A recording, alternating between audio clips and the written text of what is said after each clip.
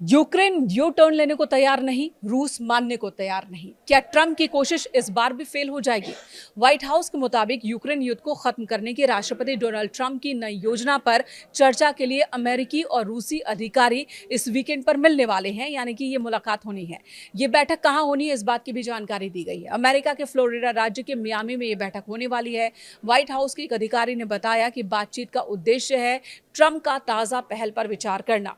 हालांकि बैठक के एजेंडे की विस्तृत जानकारी फिलहाल साझा नहीं की गई है। न्यूज पोर्टल पॉलिटिको के मुताबिक अमेरिकी प्रतिनिधिमंडल का नेतृत्व विशेष राजदूत स्टीव विटकॉफ और ट्रंप के दामाद जेयर्ड कुशनर कर सकते हैं। वहीं रूसी पक्ष की अगुवाई किरिल दिमित्रिव करने वाले हैं।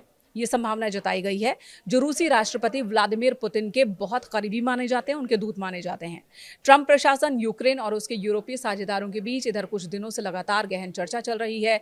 यूक्रेन ने साफ कह दिया है कि वह ऐसे किसी भी समझौते पर सहमत नहीं होगा जो यूक्रेन के लिए नुकसानदायक होने वाला है।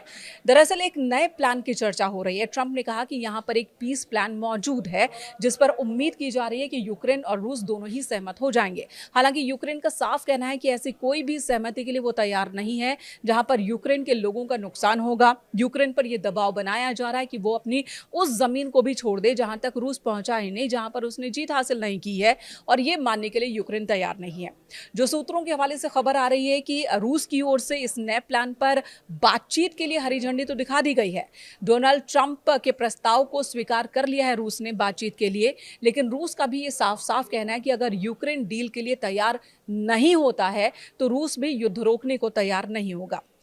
और ऐसे में यही लग रहा है कि तमाम कोशिशें ट्रंप की इस बार भी नाकाम हो जाएंगी। हालांकि जानकार ये भी कह रहे हैं कि अगर यूक्रेन पर दबाव है युद्ध रोकने का, तो वहीं दबाव रूस पर भी है, क्योंकि रूस लगातार आर्थिक नुकसान झेल रहा है।